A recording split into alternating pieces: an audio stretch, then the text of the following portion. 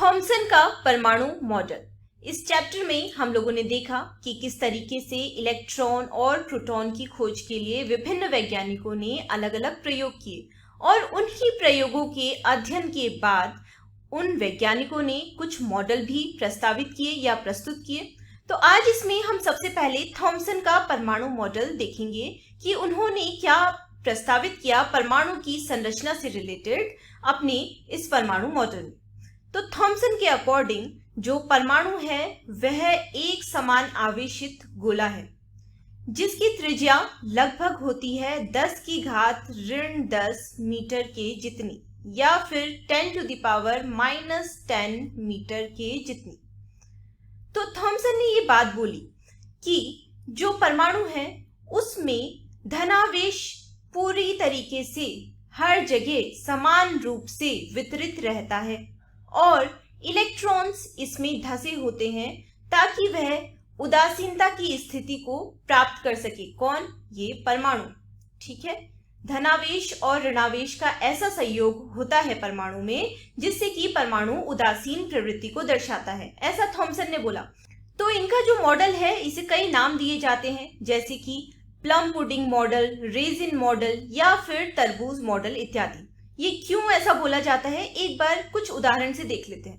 देखिए, जो थॉमसन का परमाणु मॉडल था उसने ये प्रस्तावित किया कि जो परमाणु होता है वह एक केक के समान होता है। जिस प्रकार से केक में जो ये मेवे होते हैं ये धसे होते हैं उसी प्रकार से परमाणु भी होता है। परमाणु में धनावेश वितरित होता है हर जगह समान रूप से और जो ऋणावेश होता है वह या फिर जो इलेक्ट्रॉन होते हैं वह उस धनावेश में व्यवस्थित होते हैं। उसी प्रकार से थॉमसन के परमाणु मॉडल की तुलना की जाती है तरबूज से। जिस प्रकार से तरबूज में जो बीज होते हैं वह धसे होते हैं उसी प्रकार से थॉमसन का परमाणु मॉडल भी बोलता है कि ये धनावेश है जो चारों तरफ इसमें वितरित है परमाणु में और जो इलेक्ट्रॉन्स हैं वह इसमें व्यवस्थित हैं और इन्होंने एक ऐसी संरचना का निर्माण किया है या फिर परमाणु का निर्माण किया है जो कि उदासीन प्रवृत्ति को शो कर रहा है। तो थॉमसन के परमाणु मॉडल का जो सबसे अच्छा निष्कर्ष निकला था या जो एक विशेषता कह सकते हैं वह यह थी कि इन्होंने बताया कि जो परमाणु का द्रव्यमान है वह पूरे परमाणु पर समान रूप से वितरित है या समान रूप से बटा हुआ है। तो जो थॉमसन का परमाणु मॉडल है वह ये तो बता पाया कि जो परमाणु होता है वह विद्युत रूप से उदासीन होता है, यानी कि ये विद्युत उदासीनता किसकी? परमाणु की, वह तो स्पष्ट कर पाया। लेकिन जब अन्य प्रयोग भी होने लगे परमाणु की संरचना से संबंधित तो जो थॉमसन का परमाणु मॉडल था वह तर्कसंगत नहीं रह गया। फिर उसमें कुछ नई नई खोजें हुई, कुछ नई चीजें जुड़ी। तो ये अन्य प्रयोग क्या थे या फिर अन्य वैज्ञानिकों ने अपने परमाणु मॉडल में क्या क्या प्रस्ताव प्रस्तुत किए, ये हम लोग देखेंगे अगले लेक्चर्स में। तब तक आपने जितना अभी तक पढ़ा है इस चैप्टर में और पहले चैप्टर में उसको अच्छे से रिवाइज कर लीजिए और पढ़ाई करते रहिए। आज हम बात करेंगे रदरफोर्ड के प्रकीर्णन प्रयोग या फिर रदरफोर्ड स्कैटरिंग एक्सपेरिमेंट की। हम लोगों ने लास्ट लेक्चर में बात की थी थॉमसन के परमाणु मॉडल की और थॉमसन ने अपने परमाणु मॉडल के माध्यम से क्या प्रस्तावित किया था कि जो परमाणु होता है वह एक धनावेशित गोला होता है जिसमें जो ऋणावेश होते हैं या इलेक्ट्रॉन्स होते हैं वे तरबूज के बीज की भांति धसे हुए होते हैं। तो उसी प्रकार से रदरफोर्ड ने भी परमाणु में इलेक्ट्रॉनों और प्रोटॉनों की स्थितियों का पता लगाने के लिए वर्ष 1911 में एक एक्सपेरिमेंट किया या एक प्रयोग किया जिसे बोला जाता है अल्फा कण प्रकीर्णन प्रयोग। अब आपको समझ में आया कि हमने रेडियो एक्टिवता और रेडियो एक्टिव पदार्थ क्यों पढ़े थे। रेडियो एक्टिव पदार्थ में क्या होता है? उनसे स्वतः ही उच्च ऊर्जा के विकिरण उत्सर्जित होते हैं जिनमें अल्फा, बीटा और गामा कण होते हैं। तो जो रदरफोर्ड थे उन्होंने अपने एक्सपेरिमेंट में प्रयोग किया अल्फा कणों का, और इनके प्रयोग को बोला जाता है अल्फा कण प्रकीर्णन प्रयोग। तो जो ये अल्फा कण थे, इन्हें उत्सर्जित करने के लिए रदरफोर्ड ने सहारा लिया लेड बॉक्स में रखे हुए पदार्थ, किसका? रेडियो एक्टिव पदार्थ होना चाहिए, और वह रेडियो एक्टिव पदार्थ था रेडियम, है ना। तो रेडियम एक है रेडियो एक्टिव पदार्थ जिससे अल्फा कण के उत्सर्जन के लिए रदरफोर्ड ने इसका प्रयोग किया। ये है एक लेड बॉक्स, ठीक है। और इन जो अल्फा कण जो ये थे, जब ये यहाँ से उत्सर्जित हो रहे थे, उच्च विकिरण वाले जो कण के रूप में अल्फा कण इस रेडियम से उत्सर्जित हो रहे थे, वह एक दरार के माध्यम से यहाँ से इधर साइड को प्रवेश कर रहे थे। तो ये दरार, ये एक लेड प्लेट हम लोगों ने ली है इस एक्सपेरिमेंट में, ठीक है। और यहीं से अल्फा कण इस दरार को पार करते हुए आगे के मटेरियल तक पहुंचेंगे। ये जो आपको पतली सी प्लेट नजर आ रही है, ये है सोने की पन्नी। सोने की पन्नी का प्रयोग किया था रदरफोर्ड ने अपने इस प्रयोग में। तो ये हो गई सोने की पतली पन्नी, ठीक है।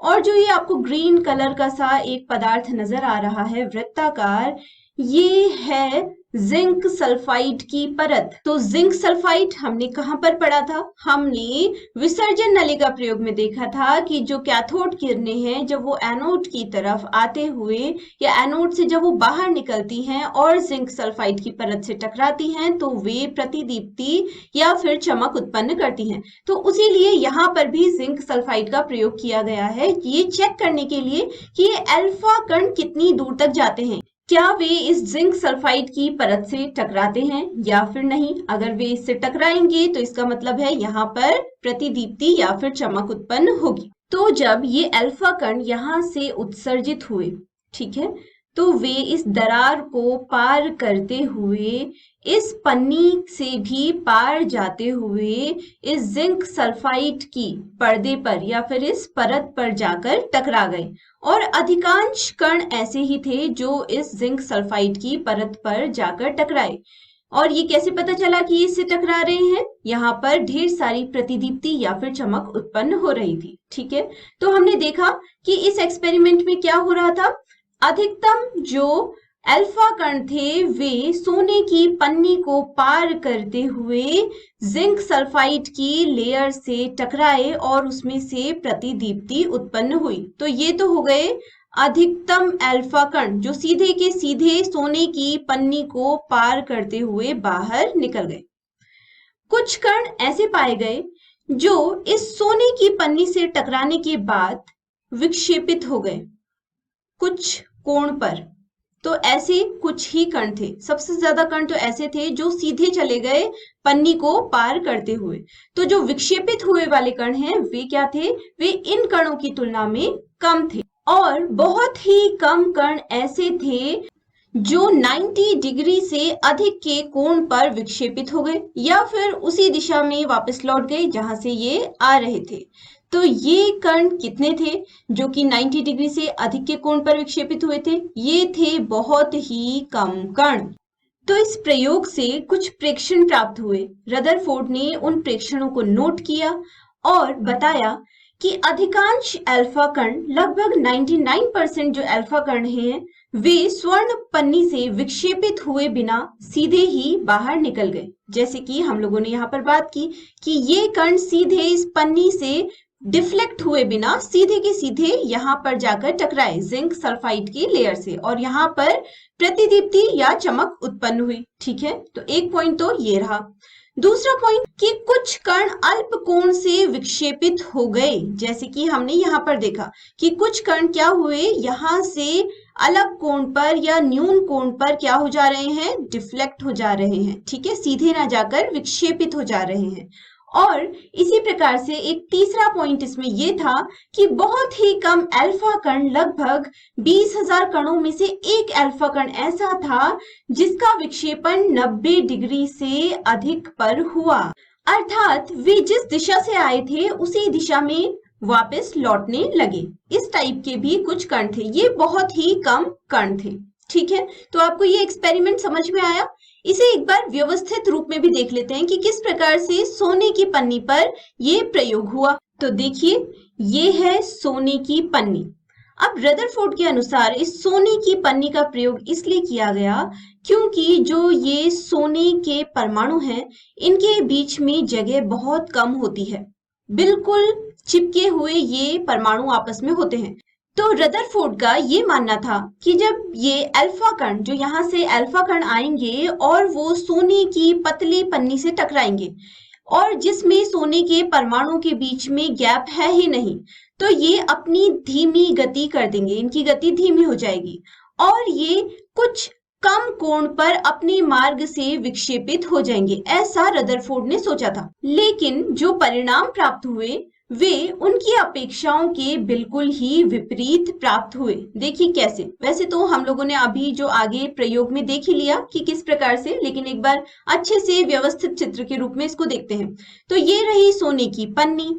अब इसमें से जो अल्फा कण आए, अधिकतम जो अल्फा कण थे वे इस पन्नी को पार करते हुए सीधे निकल गए। तो सबसे ज्यादा कण यही थे जो इस पन्नी को सीधे सीधे पार करते हुए निकल गए।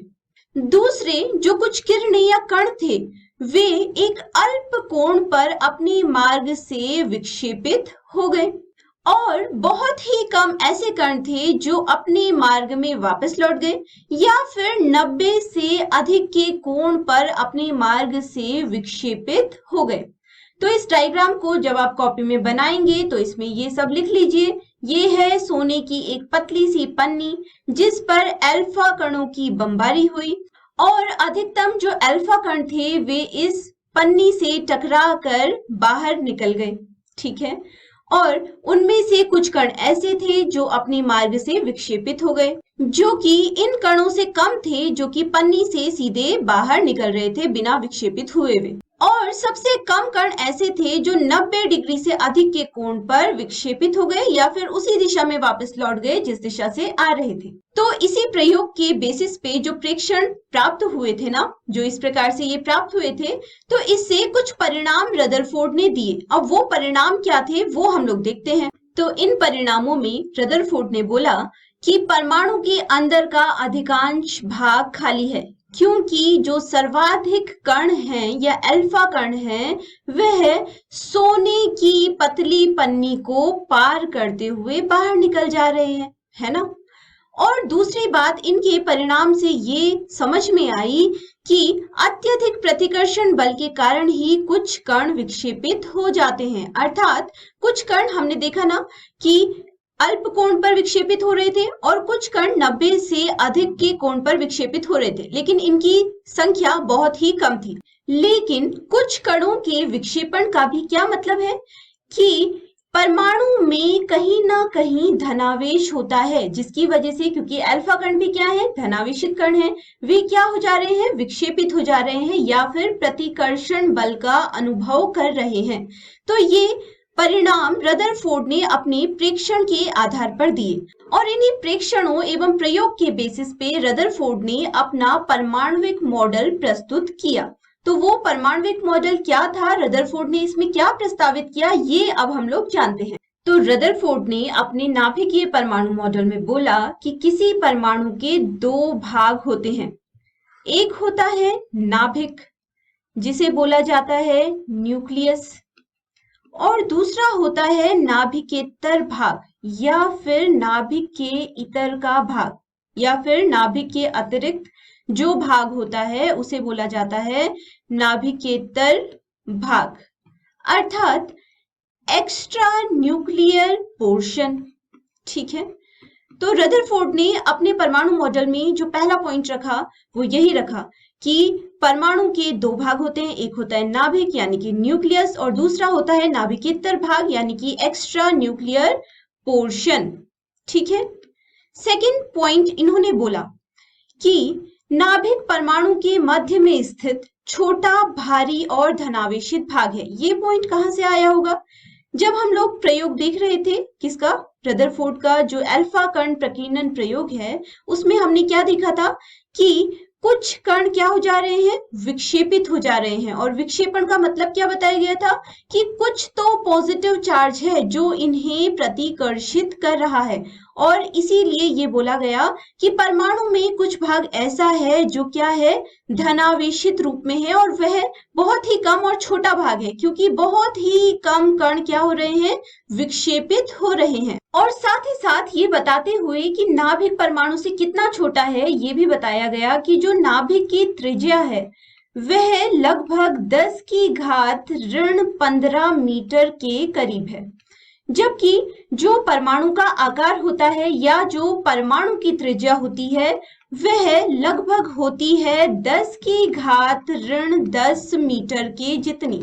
तो इतना अंतर है, इतना छोटा है नाभिक परमाणु से, ये इसके द्वारा बताया गया। ठीक है, एक अगला पॉइंट इसमें यह बोला गया कि नाभिक में धनावेश प्रोटॉनों के कारण होता है, और चूंकि विभिन्न परमाणुओं में प्रोटॉनों की संख्या अलग अलग होती है, तो इसका मतलब ये होता है कि जो नाभिकों में धनावेश है उनका मान भी क्या हो जाएगा, अलग अलग हो जाएगा। इसमें एक अगला पॉइंट ये था कि नाभिकेतर भाग में परमाणुओं के इलेक्ट्रॉन उपस्थित होते हैं। नाभिकेतर भाग कौन सा होता है, जो नाभिक के चारों ओर का भाग है। नाभिक के अतिरिक्त जो भी भाग है वहां पर परमाणुओं के इलेक्ट्रॉन उपस्थित हैं, यानी कि ऋणावेश मौजूद है। ठीक है, और इसमें नेक्स्ट पॉइंट ये है कि संपूर्ण परमाणु वैद्युत उदासीन होता है, क्योंकि रदरफोर्ड के अकॉर्डिंग किसी भी परमाणु के उदासीन होने के लिए क्या होता है कि किसी भी परमाणु में जो धनावेश है और जो ऋणावेश है उसका परिमाण क्या हो, बराबर हो, तो परमाणु क्या हो जाएगा, वैद्युत उदासीन हो जाएगा। तो इसका मतलब है कि अगर प्रोटॉनों की संख्या किसके बराबर हो जाए, इलेक्ट्रॉन संख्या के बराबर हो, तो परमाणु क्या है, विद्युत रूप से उदासीन है। क्यों, क्योंकि धनावेश और ऋणावेश का परिमाण क्या हो गया, समान हो गया। ठीक है, उसी प्रकार से एक और पॉइंट इसमें यह है कि इलेक्ट्रॉन वृत्ताकार पथ पर चक्कर लगाते हैं नाभिक के चारों ओर। जैसे सौर मंडल में सूर्य के चारों ओर विभिन्न ग्रह चक्कर लगाते हैं ना, वैसे ही इन्होंने बोला कि इलेक्ट्रॉन भी नाभिक के चारों ओर वृत्ताकार पथ में चक्कर लगाते हैं, और इन वृत्ताकार पथों को बोला जाता है कक्षक या फिर ऑर्बिट्स। ठीक है, तो ये था रदरफोर्ड का नाभिकीय परमाणु मॉडल, जो कि मुझे उम्मीद है कि आप लोगों को अच्छे से समझ में आया होगा। रदरफोर्ड का अल्फा प्रकीर्णन प्रयोग भी आपने समझ ही लिया होगा, है ना। अब अगले लेक्चर में हम लोग देखेंगे कि परमाणु क्रमांक या फिर एटॉमिक नंबर क्या होता है। तब तक आप इतना अच्छे से पढ़ लीजिए और रिवीजन करते रहिए।